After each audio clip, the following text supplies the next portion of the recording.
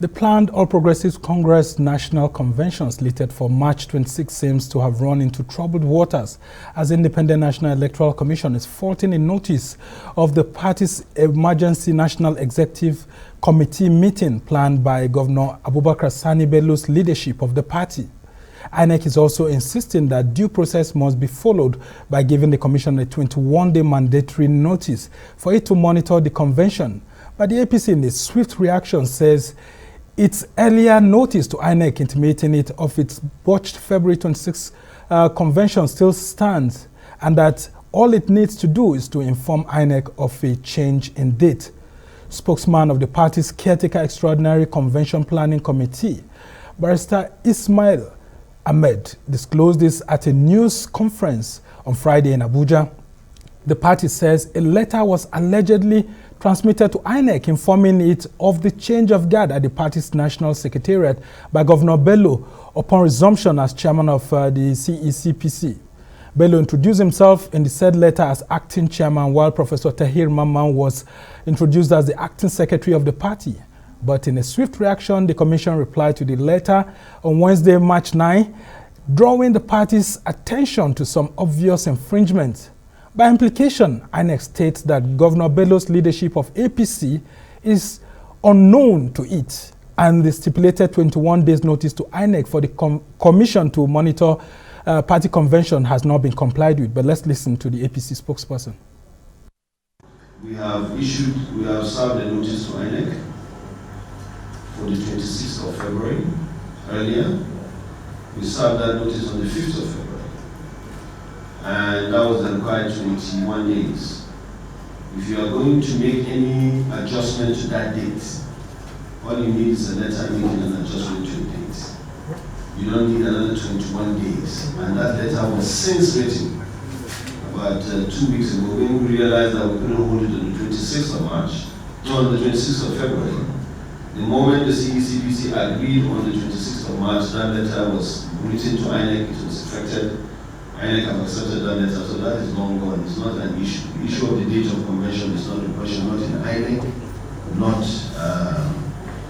certainly with us. So that's certain. Whenever the chairman is not around and Governor Sani Bello is around, he acts on behalf of, he's our acting chairman. It has always been the case. That has never changed. It has always been the case. And now we have a convention on the 26th of March. The chairman wrote a letter transmitting and for his leave to go for medical treatment. Those are two emergencies. He has a medical emergency that cannot wait for convention. We have a convention that cannot wait for him to be healthy. So one has to leave for the other. The chairman left, transmitted the letter. Governor Sani Bello has been acting appropriately. What is the problem? Why is it difficult for people to see? For more on this, I'm being joined by a former director of legal and also director of voter education and publicity at the Independent National Electoral Commission, Oluwole Osaze-Uzzi, who is here to give us an insight into all of this. And let's start from when APC actually notified INEC on its plans to hold a national convention. That letter was submitted on the 2nd of February, and then INEC acknowledged on the 3rd of February that it will hold its convention on 26th of February. Yes. But unfortunately for the party, due to its internal wrangling, the February 26th day they didn't hold. But the party also didn't notify INEC, based from what we have seen, that day didn't hold. So they've all been planning all through, and they've fixed March 26th up until today, and INEC writes to it after this letter by the interim national, I like to call him interim national chairman, because he's acting upon the acting capacity of Memala Buni. Now, in all of this, INEC is saying that this new date is not in compliance with its provisions. The Electoral Act gives its power to monitor not just the National Convention, but the NEC meeting. Is the APC failing in its responsibility, and is the INEC upholding its statutory functions under the circumstances? Well, thank you. I think the first point to note is that INEC is a management body, but it's also a regulatory body. It not only manages the process, it regulates political parties, it regulates candidates, it regulates the process as well.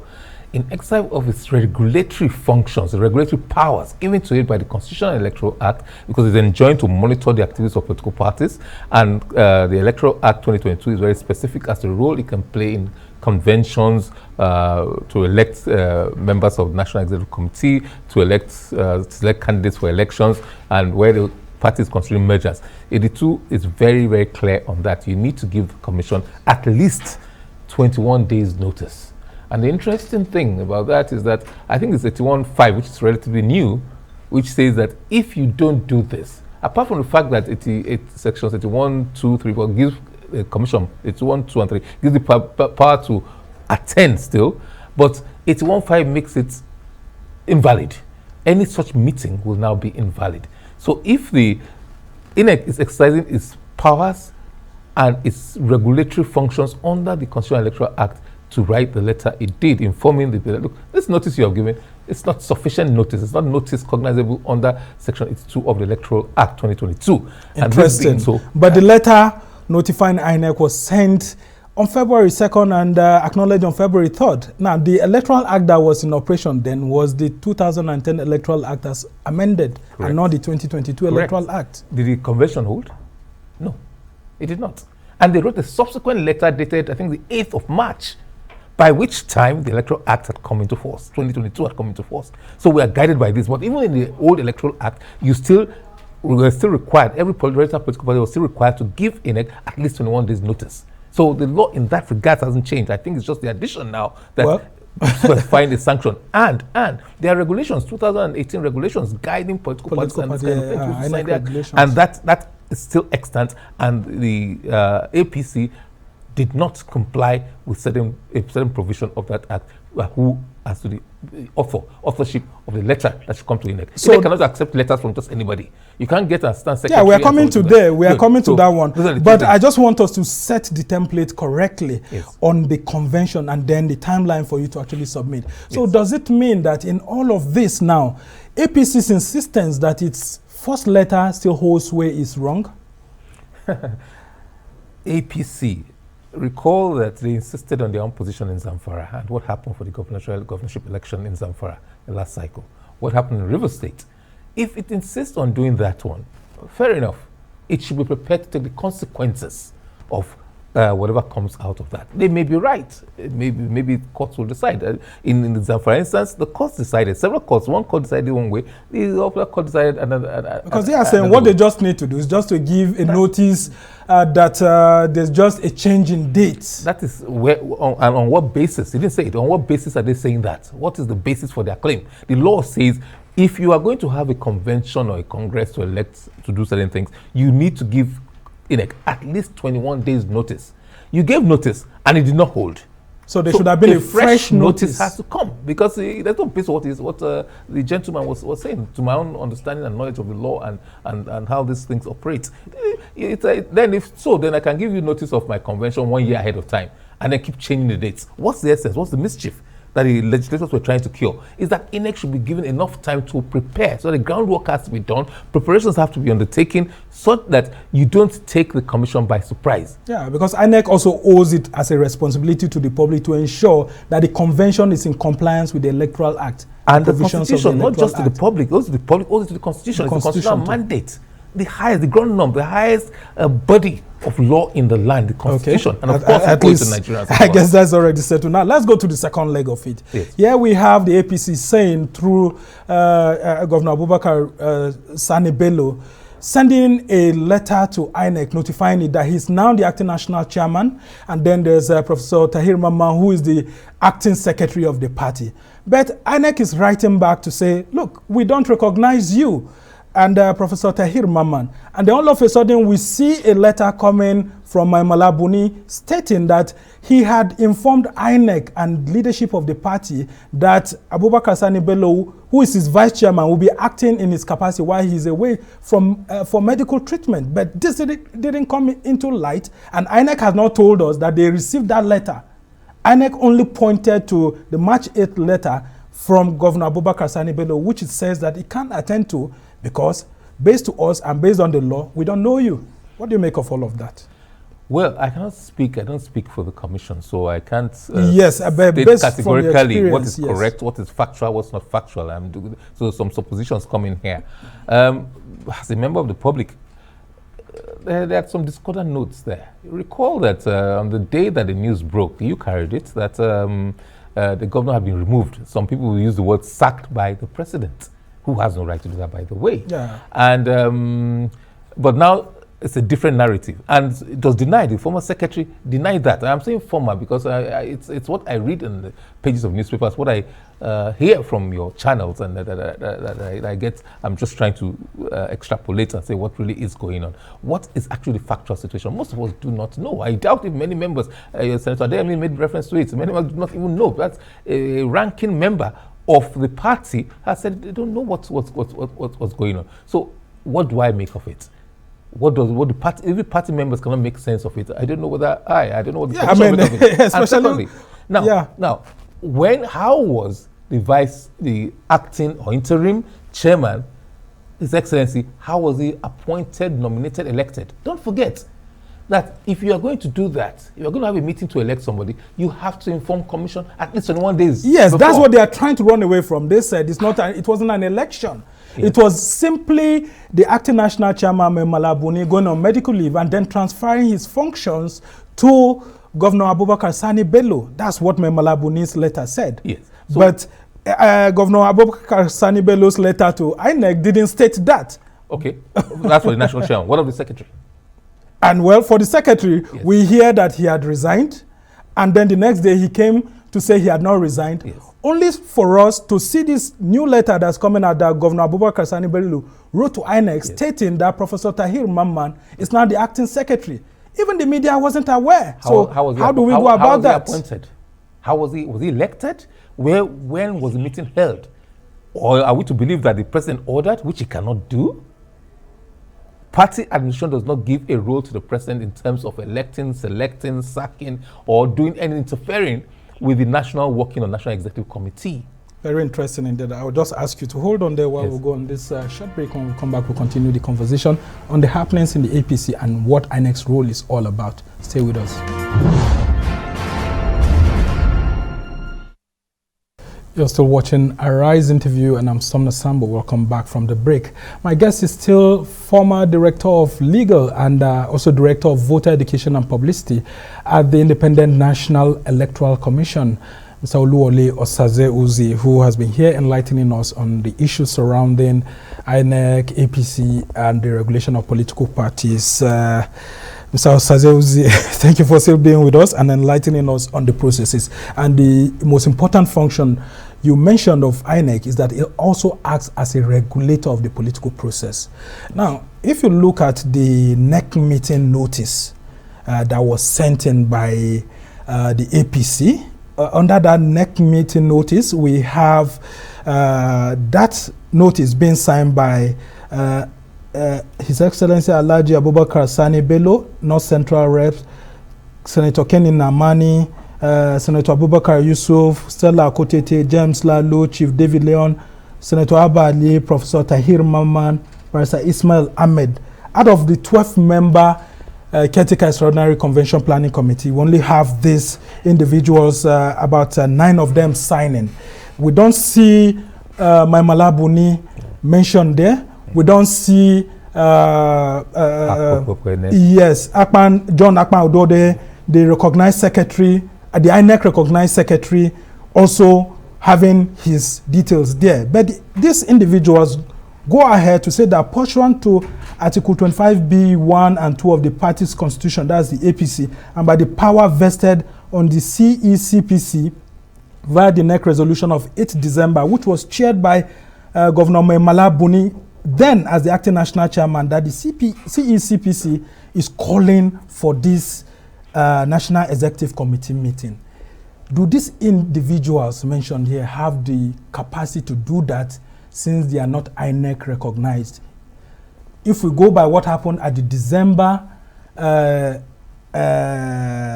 NEC meeting, which was in 2020, which was chaired by Maimala Buni, and having not been formally removed, can we say that this NEC meeting is legal?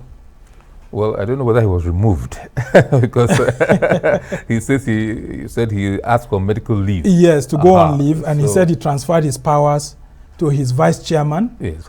Well, but INEC said it is not in receipt of that notice.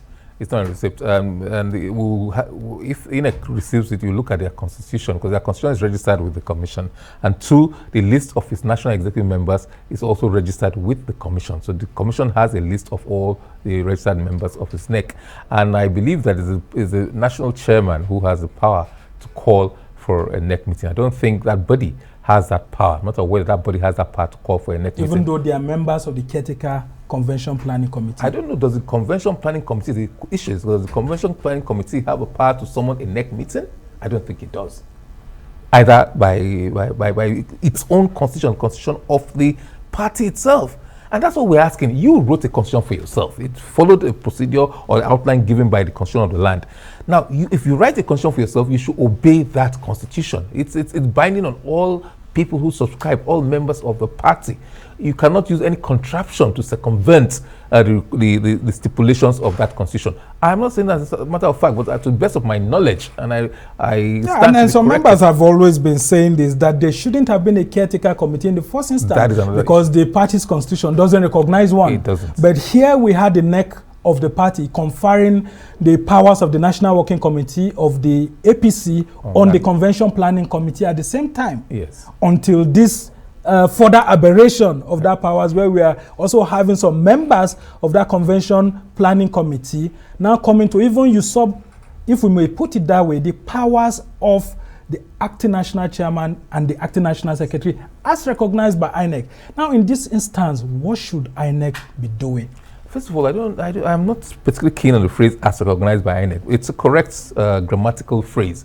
But you see, INEC doesn't give recognition to political party executives. You, the party, elects your executive, and then you go and inform INEC that these are executives, and it's now registered in the commission. So it's people who you recognize that will do. If there's going to be a change, you'll inform us before the meeting is held, and we'll see whether the strictures, whether the laws, whether the regulations were complied with. If they were complied with, we accept the things, and when there's a change, you notify commission again that we have changed this and that, and that these officers have been changed. Recall that you had a meeting on such and such a date, we gave you the required notice, and then you please register it. And then INEC registers it and puts it on its website for the whole world to see.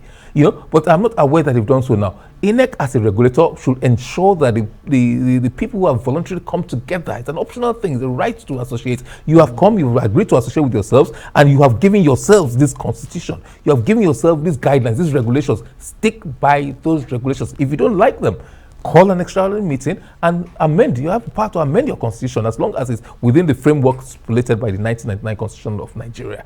We've seen APC daring INEC now, saying they are going ahead with the March 26th National Convention. They will also go ahead with their NEC meeting next week.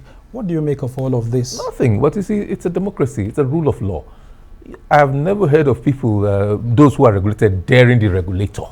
As long as the regulator is acting within its powers, within the four corners of the law, you dare not dare your regulator. If it's going beyond that, if it's acting capriciously, if it's acting outside of the law, fair enough, you stick with the law. Do you think that the executive that may emerge at the March 26th convention may not be recognized by INEC based on your experience? If the commission feels that the emergence of that committee is not in accordance with the law of the land, the constitution of the land, and the constitution of the political party, then it will not give it recognition. And if it doesn't give it a recognition, anything it does will be null and void. Of course, if the court say no, whatever the court determines, they are the judicial body, they can determine one way or the other. But they run a risk that everything that they do will be illegal. Do we foresee another situation of Zamfara happening here, where all the APC nominees, both from local government to state to federal level, may risk not being recognized by INEC, or even if INEC recognizes them, someone may go to court and then they will all be swept away, and APC wouldn't have any candidate in the 2023 general election. Well, I don't know that we've gotten to that bridge. Because people are saying that the possibility is just there because the party is not adhering to its own rule, to the electoral guideline, and even some say to the constitution. Yes, the possibility is there, and if you do not adhere to the guidelines, if you don't adhere to the rules and the constitution, then whatever you get, you face it. If you nobody, no individual, no organization is beyond the constitution of the land. It's bigger than. You cannot be. You're a component part of a whole. So the component part can never ever be as large as the whole. So if you don't obey these guidelines, if you don't obey these regulations and these rules and the constitution, then there are serious consequences that fall out that will come from that. An illegal body cannot give birth to anything. You can't build something on nothing. Yeah, but APC members are saying that the INEC should be sympathetic to it as a governing power, the ruling party. I mean, if others have done that in the past, just be sympathetic to us. We are in power. Shouldn't INEC be doing that? INEC is sympathetic to the law and only the law. That's what guides it. INEC is the creation of the law. So the president cannot in any way, no power, or the ruling party ask for some understanding. On the contrary, I am one of those who believes that the ruling party should be held up to, because parties are the drivers of democracy. If you don't abide by your own constitution, then every individual has the right, or company or whatever organization, not to abide by the law, by the constitution of the land of Nigeria. So power comes with responsibility. A lot of responsibility indeed. Interesting. So as we try to go into 2023, how would you advise your former colleagues at INEC to handle some of these very tough issues? I mean, someone was telling me the other day that he doesn't envy Mahmoud Yakubu during this period because, I mean, he's been put under a very difficult situation. Well, in as much as the commission sticks to the laws, sticks to its own regulations, I don't think there'll be any problem. Anybody who runs contrary, anybody who deviates, any deviant will be prepared for the consequences of his deviating from the set down principles. It's as simple as that. And when you do, you can't go wrong. And a consistent enforcement of the regulations of law will ensure everybody knows where they stand. It's only where you have inconsistencies and you use a discretion which you do not have. And many a time, the commission does not have a discretion. It's duty bound by law to regulate those issues of discretion. Well, we must thank you so much, Mr. Oluwole Osaze-Uzzi, who's a former director of legal and also former director of voter education and publicity at the Independent National Electoral Commission. Thank you for being with us.